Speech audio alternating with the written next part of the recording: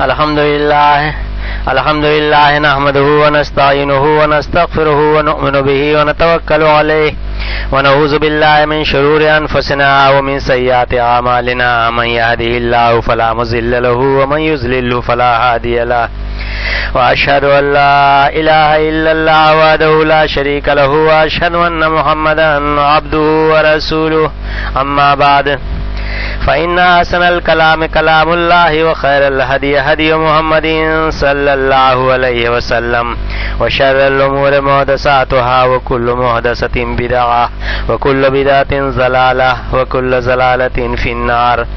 قال الله تبارك وتعالى في القرآن المجيد والفرقان الحميد: أعوذ بالله السميع العليم من الشيطان الرجيم. بسم الله الرحمن الرحيم. يا أيها الذين آمنوا اتقوا الله حق تقاته ولا تموتن إلا وأنتم مسلمون. وقال تعالى في موضع آخر: من يطع الرسول فقد أطاع الله. وقال تعالى في موضع آخر: محمد رسول الله. اللهم صل على محمد وعلى آل محمد كما صليت على إبراهيم وعلى آل إبراهيم إنك حميد مجيد.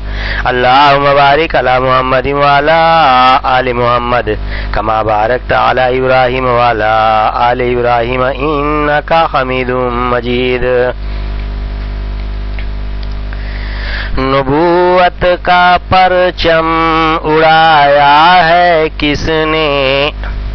نبوت کا پرچم اڑایا ہے کس نے؟ رسالت کا ڈنکا بجایا ہے کس نے؟ سرے کفر و باطل جھکایا ہے کس نے؟ ہر ایوان ظلمت کو ڈھایا ہے کس نے؟ جو پوچھو گے مجھ سے تو میں یہ کہوں گا: حبیب الہ اشرف الانبیاء نے. جو پوچھو گے مجھ سے تو میں یہ کہوں گا: حبیب الہ اشرف الانبیاء نے. محبت کا نغمہ سنایا ہے کس نے؟ مساوات کا گر سکھایا ہے کس نے؟ اخوت کا نعرہ لگایا ہے کس نے؟ شرافت کا ڈنکا بجایا ہے کس نے؟ جو پوچھو گے مجھ سے تو میں یہ کہوں گا: حبیب الہ خاتم الانبیاء نے. یتیموں کی دنیا بسائی ہے کس نے؟ غریبی کی لعنت مٹائی ہے کس نے؟ غلاموں کی عزت بڑھائی ہے کس نے؟ پرستش ہے رب کی سکھائی ہے کس نے؟ جو پوچھو گے مجھ سے تو میں یہ کہوں گا: حبیب الہ اشرف الانبیاء نے. بنایا ہے انسان کو انسان کس نے؟ سنائے ہے نغمات رحمان کس نے؟ ہمیں دے دیا لا کے قرآن کس نے؟ فروزاں کیا نور فاران کس نے؟ جو پوچھو گے مجھ سے تو میں یہ کہوں گا: حبیب الہ احمد مجتبی نے صلی اللہ علیہ وسلم. جلایا ہے کس نے چراغ ہدایت، دکھائی ہے کس نے رہے دین وحدت، پڑھائی ہے کس نے کتاب محبت، سکھائی ہے کس نے زمانے کو حکمت۔ جو پوچھو گے مجھ سے تو میں یہ کہوں گا، حبیب الہ احمد مجتبی نے صلی اللہ علیہ وسلم۔ جو پوچھو گے مجھ سے تو میں یہ کہوں گا، حبیب الہ احمد مجتبی نے صلی اللہ علیہ وسلم۔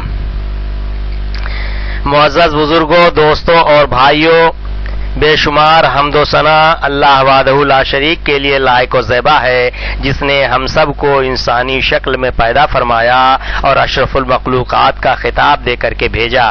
بعدہ اللہ کے حبیب حضرت محمد الرسول اللہ صلی اللہ علیہ وسلم پر بے شمار درود و سلام نازل ہوں، جو رحمت للعالمین شفیع المذنبین بن کر کے تشریف لائے۔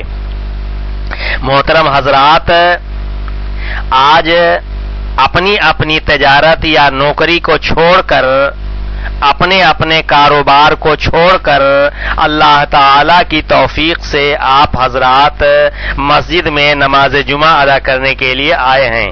اللہ تعالی سے دعا ہے کہ وہ ہمارے آنے کو قبول فرمائے اور ہماری نجات کا ذریعہ بنائے، آمین۔ محترم حضرات، جب ایک بندہ لا الہ الا اللہ محمد الرسول اللہ صلی اللہ علیہ وسلم پڑھ لیتا ہے صدق دل سے، تو وہ اسلام دین میں داخل ہو جاتا ہے، اور جب ایک بندہ اسلام دین میں داخل ہو جاتا ہے تو اس کے لیے لا الہ الا اللہ محمد الرسول اللہ صلی اللہ علیہ وسلم کو سچے دل سے اقرار کرنا اور دل سے یقین کرنا اور اپنے عمل سے اس کا اظہار کرنا یہ ضروری ہوتا ہے۔ اگر کوئی شخص زبان سے لا الہ الا اللہ محمد الرسول اللہ صلی اللہ علیہ وسلم کا اقرار کرتا ہے لیکن دل سے اسے تسلیم نہیں کرتا ہے، بھلے ہی وہ عمل کرتا ہے، تو ایسا شخص منافق کہلاتا ہے جو دین اسلام کے دائرے سے خارج ہے۔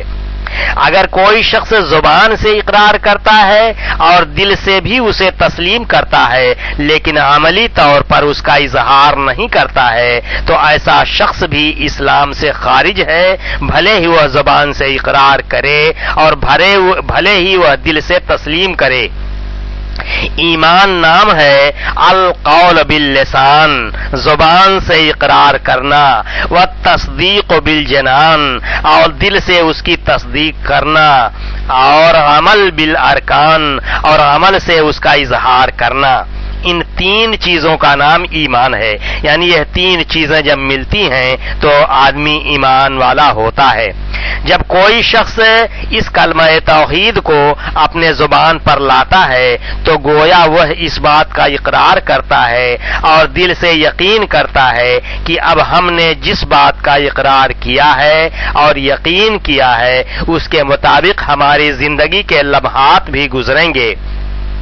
محمد الرسول اللہ صلی اللہ علیہ وسلم، محمد اللہ تعالی کے رسول ہیں۔ اللہ تعالیٰ کے رسول ہونے کا کیا مطلب؟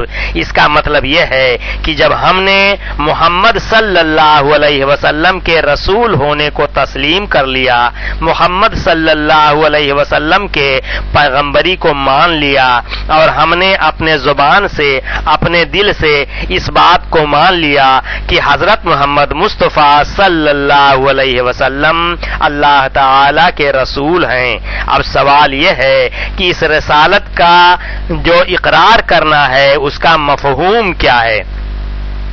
اس رسالت کا مفہوم قرآن مجید کے حوالے سے میں آپ لوگوں کو بتلانا چاہتا ہوں۔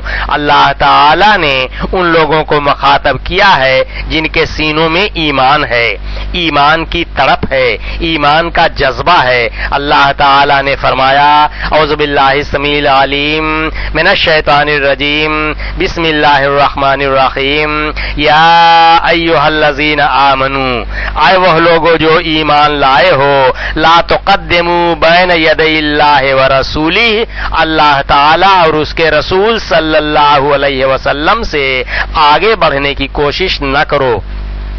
واتقوا اللہ، اور اللہ تعالی سے ڈرتے رہو۔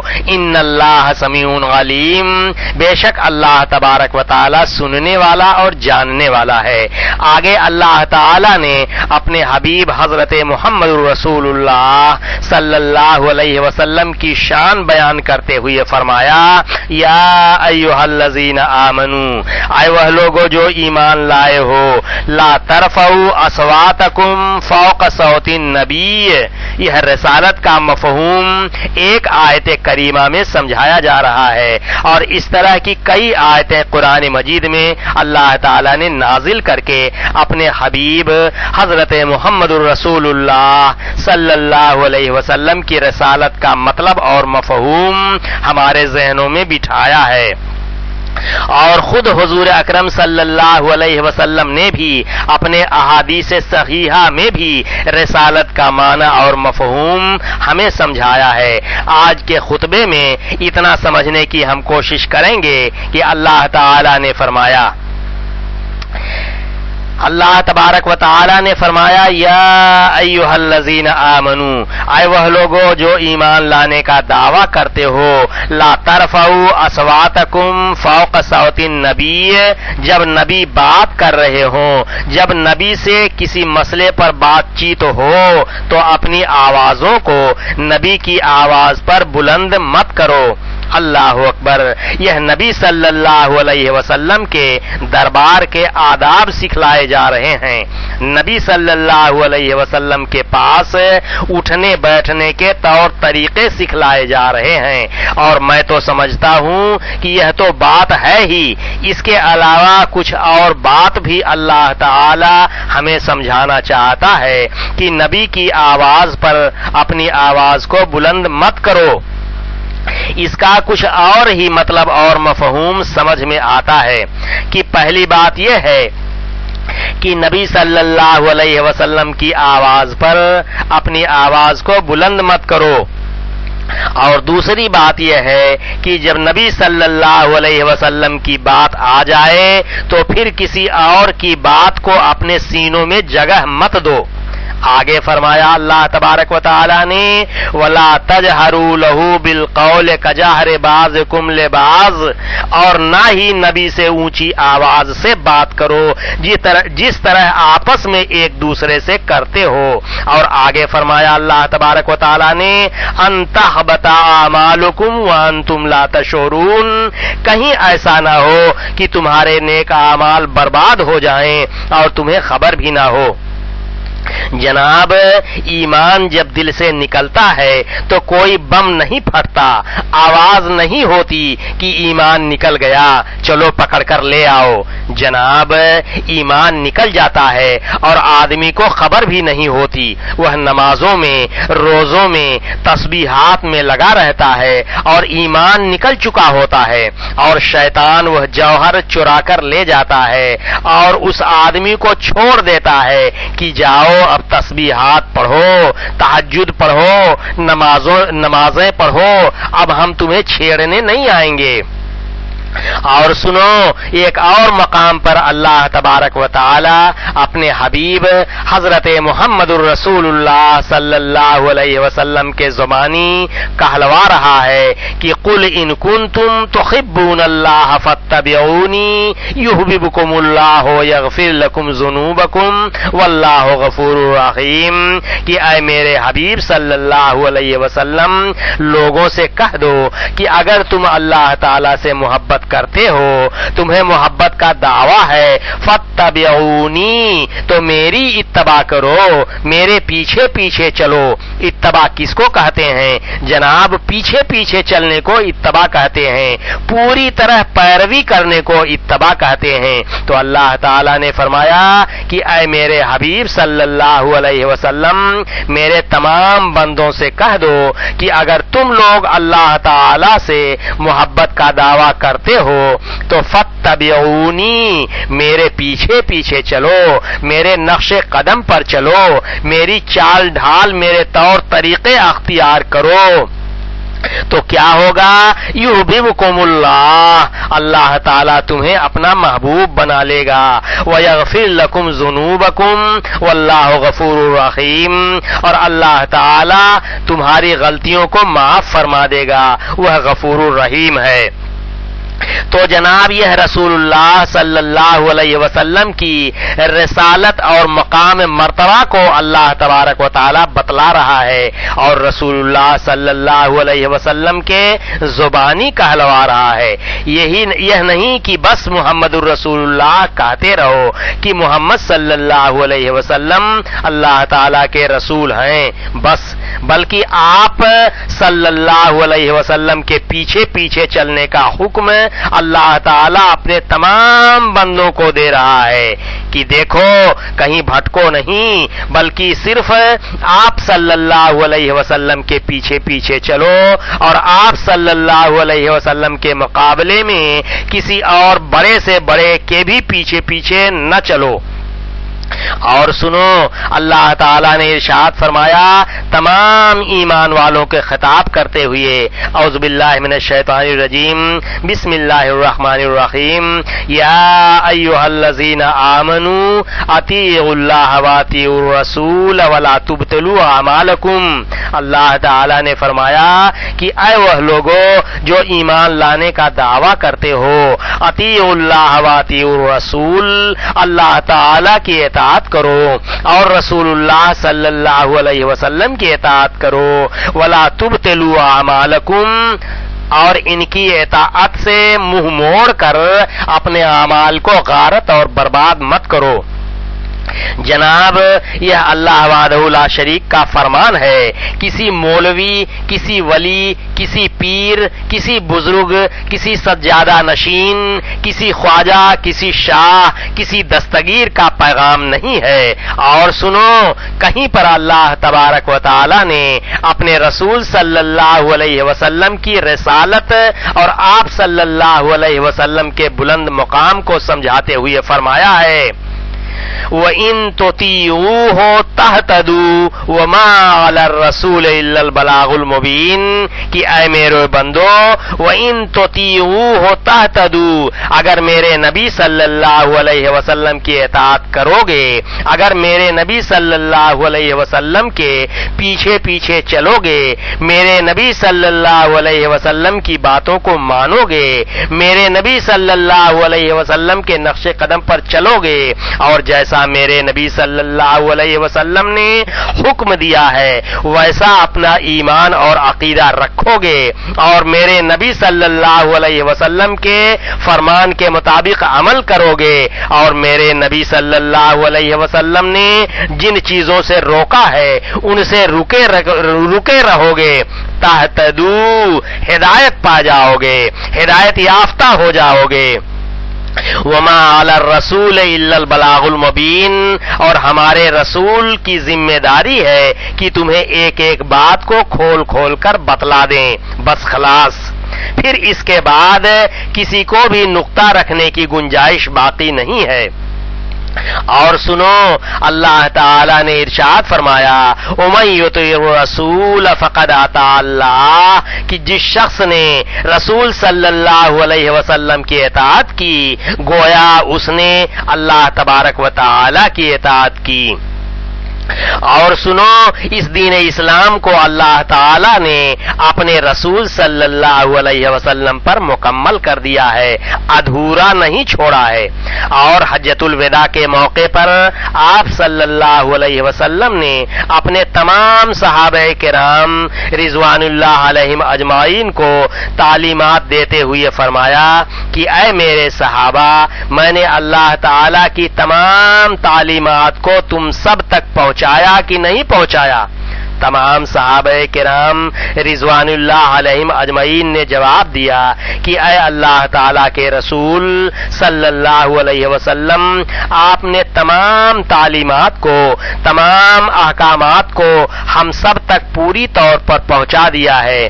پھر اللہ تعالیٰ کے رسول صلی اللہ علیہ وسلم نے اپنی شہادت کی انگلی کو آسمان کی طرف اٹھاتے ہوئے فرمایا، اللہم اشہد، اللہم اشہد، اللہم اشہد، اے اللہ تعالیٰ تو گواہ رہ، اے اللہ تعالیٰ تو گواہ رہ، اے اللہ تعالیٰ تو گواہ رہ کہ میں نے تیرے دین کی ایک ایک بات کو تیرے بندوں تک پہنچا دیا ہے۔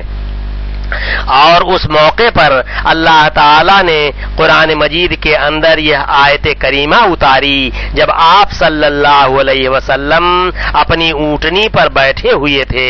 قرآن مجید کی یہ آیت اتری، اعوذ باللہ السمیع العلیم من الشیطان الرجیم، بسم اللہ الرحمن الرحیم، الیوم اکملت لکم دینکم واتممت علیکم نعمتی ورضیت لکم الاسلام دینا، کہ اے لوگو، میں نے تمہارے دین کو تمہارے اوپر مکمل کر دیا ہے اور اپنی نعمت پوری کر دی ہے۔ مکمل کر دیا ہے، مکمل کس کو کہتے ہیں؟ ادھورے کو کہتے ہیں؟ ناقص کو کہتے ہیں؟ کم والے کو مکمل کہتے ہیں؟ نہیں نہیں، بلکہ مکمل اس کو کہتے ہیں جس میں ایک قطرہ رکھنے کی بھی گنجائش باقی نہ ہو۔ مثال کے طور پر ایک گلاس میں پانی لبالب بھر دیا جائے، اس میں ایک قطرہ پانی رکھنے کی گنجائش نہ ہو، اور پھر اس گلاس میں زیادہ نہیں ایک ہی قطرہ اور ڈال دیا جائے تو گلاس کا پانی نیچے گر جائے گا، چاہے ایک قطرہ ہی پانی کیوں نہ گرے یا اس سے زیادہ گرے۔ اسی طرح اگر آپ نے حضور اکرم صلی اللہ علیہ وسلم کی لائی ہوئی شریعت میں ایک قطرہ بھی ڈالنے کی کوشش کی تو اس کی جگہ پر سے آپ صلی اللہ علیہ وسلم کی کم از کم ایک سنت تو چلی ہی جائے گی۔ یہ ہمارا اعتقاد ہے اور تمام مومنوں کا یہ اعتقاد ہے، اور اگر یہ اعتقاد نہیں ہے تو اپنے فکر کو تبدیل کیجئے اور ایمان و یقین رکھیے کہ حضور اکرم صلی اللہ علیہ وسلم کا لایا ہوا دین یہ مکمل ہے، کامل ہے، اس میں کسی کو بھی کمی اور بیشی کرنے کی گنجائش باقی نہیں ہے۔ یہ ہمارا اور تمام ایمان والوں کا ایمان ہے۔ اور اللہ تبارک و تعالی نے فرمایا وَرَضِيتُ لَكُمُ الْإِسْلَامَ دِينًا، اور ہم اسلام دین سے بالکل راضی ہیں۔ اللہ تعالی نے اور سورہ آل عمران میں ارشاد فرمایا، اعوذ باللہ من الشیطان الرجیم، بسم اللہ الرحمن الرحیم، وَمَن يَبْتَغِ غَيْرَ الْإِسْلَامِ دِينًا فَلَن يُقْبَلَ مِنْهُ وَهُوَ فِي الْآخِرَةِ مِنَ الْخَاسِرِينَ۔ اللہ تعالی نے فرمایا کہ اسلام دین ہی میرا پسندیدہ دین ہے، اور اگر تم نے اسلام دین کو چھوڑ کر کسی اور دین کو اختیار کیا فَلَن يُقْبَلَ مِنْهُ، تو وہ ہرگز میرے یہاں مقبول نہ ہوگا، وَهُوَ فِي الْآخِرَةِ مِنَ الْخَاسِرِينَ، اور ایسا شخص قیامت کے دن خسارہ اٹھانے والوں میں سے ہوگا۔ تو یہ وصول ہیں، یہ ضابطے ہیں اسلام دین کی باتوں کو سمجھنے کے لیے۔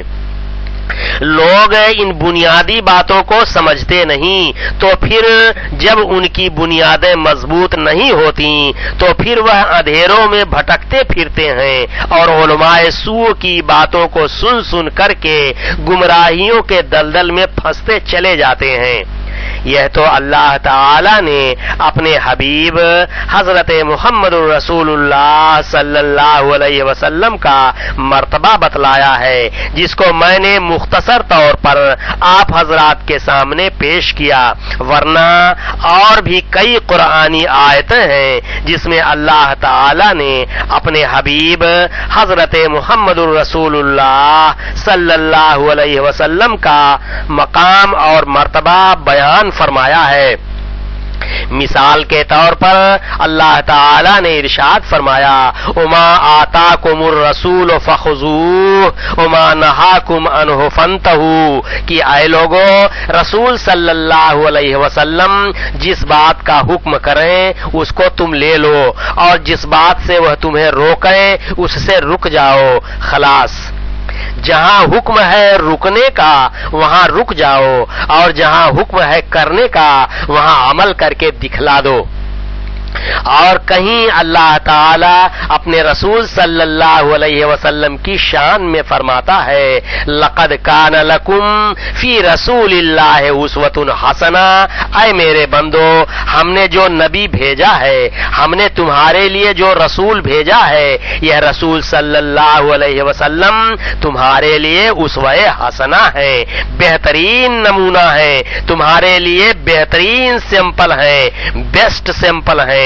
تم لوگ میرے رسول کے چلنے پھرنے کو دیکھو، میرے رسول کے اٹھنے بیٹھنے کو دیکھو، میرے رسول کے کھانے پینے کو دیکھو، میرے رسول کے سونے جاگنے کو دیکھو، میرے رسول کے ہنسنے رونے کو دیکھو، میرے رسول کے نمازوں کو دیکھو، میرے رسول کے روزوں کو دیکھو، میرے رسول کے صدقات و خیرات کو دیکھو، میرے رسول کے عبادات کو دیکھو، میرے رسول کے اخلاق و کردار کو دیکھو، اور میرے رسول کے تمام عبادات کو دیکھو، میرے رسول صلی اللہ علیہ وسلم کے تمام معاملات کو دیکھو۔ غرض میرے رسول صلی اللہ علیہ وسلم کی مکمل زندگی تمہارے لیے بہترین نمونہ ہے، بیسٹ سیمپل ہے۔ تم اسی طرح سے دیکھ دیکھ کر میرے رسول صلی اللہ علیہ وسلم کی نقل کرو۔ کیا کرو؟ میرے رسول صلی اللہ علیہ وسلم کی نقل کرو، اور یہی نقل کرنا تمہارا ہمیں بہت زیادہ محبوب اور پسندیدہ ہوگا۔ اور اگر تم لوگوں نے میرے رسول صلی اللہ علیہ وسلم کی نقل نہ کی، میرے رسول صلی اللہ علیہ وسلم کے نقش قدم پر نہ چلے، تو یاد رکھو کہ تم اگر اچھے سے اچھے بھی اعمال لے کر کے ہمارے پاس آؤ گے، اور اس سے کہیں زیادہ بھی اعمال لے کر کے آؤ گے، پھر بھی ہماری نظروں میں اس کی کوئی اہمیت نہیں ہے۔ یہ بات کون کہہ رہا ہے؟ اللہ تعالی فرما رہا ہے بزرگوں اور دوستوں۔ ایک اور جگہ اللہ تبارک و تعالی نے ارشاد فرمایا یا ایھا الذین آمنوا اطیعوا اللہ واطیعوا الرسول ولا تبطلوا اعمالکم، کہ اے وہ لوگو جو ایمان لانے کا دعویٰ کرتے ہو، اطیعوا اللہ واطیعوا الرسول، اللہ تعالی کی اطاعت کرو اور اس کے رسول صلی اللہ علیہ وسلم کی اطاعت کرو، ولا تبطلوا اعمالکم، اور اپنے اعمال کو باطل نہ کرو۔ اعمال باطل ہو جائیں گے، برباد ہو جائیں گے اگر تم نے اللہ تعالی کی اطاعت نہ کی، اگر اس کے رسول صلی اللہ علیہ وسلم کی اطاعت نہ کی اور کسی بھی غیر کے پیچھے پیچھے چلے تو کیا ہو جائے گا؟ اعمال باطل ہو جائیں گے، اعمال بیکار ہو جائیں گے، اعمال برباد ہو جائیں گے، اعمال مقبول نہیں ہوں گے۔ ایک اور مقام پر اللہ تعالی نے اپنی قسم کھا کر فرمایا فلا وربک لا یؤمنون حتی یحکموک فیما شجر بینہم ثم لا یجدوا فی انفسہم حرجا مما قضیت ویسلموا تسلیما۔ پس اے میرے رسول صلی اللہ علیہ وسلم، قسم ہے تیرے رب کی، یہ لوگ مومن نہیں ہو سکتے جب تک کہ وہ لوگ حاکم نہ بنائے تجھ کو اپنے باہمی جھگڑوں میں۔ ثم لا یجدوا فی انفسہم حرجا مما قضیت مما قضیت ویسلموا تسلیما، پھر تیرے فیصلے کے بعد، پھر تمہارے فیصلے کے بعد وہ لوگ اپنے دلوں میں کچھ بھی تنگی محسوس نہ کریں اور پورے طور پر تیرے فیصلے کو قبول نہ کریں، دل و جان سے نہ مان لیں، تب تک تیرے رب کی قسم وہ مومن نہیں ہو سکتے، مومن نہیں ہو سکتے۔ اس آیت کریمہ میں اللہ تعالی نے صاف صاف بیان فرما دیا ہے کہ وہ لوگ جو ایمان لانے کا دعویٰ کرتے ہیں، جب تک وہ لوگ رسول اللہ صلی اللہ علیہ وسلم کو اپنا رہنما، اپنا حاکم، اپنا پیشوا، اپنا جج نہ مان کر، ان کے فرمان کو اپنا جج مان کر، ان کے فرمان کو، ان کے فیصلے کو بلا چون و چرا نہ مان لیں، تیرے رب کی قسم ہے وہ ہرگز ہرگز مومن نہیں ہو سکتے ہیں۔ پھر جو مسلمان بجائے رسول صلی اللہ علیہ وسلم کے فرمان کو ماننے کے کسی ایک امام کے فرمان کو آپ صلی اللہ علیہ وسلم کے فرمان کے مقابلے میں مانے، وہ مسلمان اور مومن کیسے ہو سکتے ہیں؟ اور جو مسلمان اپنے امام کے قول اور قیاس کو شرعی حیثیت سمجھ کر مانتے جائیں اور عمل میں لائیں، اور وہ قول اور قیاس آپ صلی اللہ علیہ وسلم کے فرمان کے خلاف ہو، تو ایسے مسلمانوں کو اپنا ایمان فلا وربک لا یؤمنون کے پلڑے میں رکھ کر تولنا چاہیے۔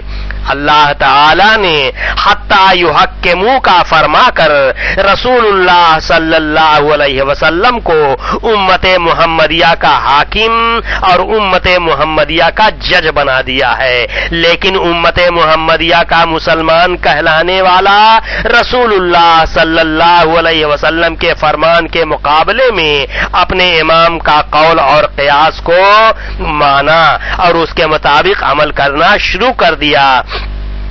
ایسے مسلمان کے عقل پر کیا پتھر نہیں پڑا ہوا ہے؟ اللہ تعالی نے رسول صلی اللہ علیہ وسلم کے فرمان کو ماننے کا حکم دیا، مگر اس مسلمان نے اپنے امام کے قول اور قیاس پر مر مٹنے کی ٹھان لی۔ کیا ایسے مسلمان کے عقل پر پتھر نہیں پڑا ہوا ہے؟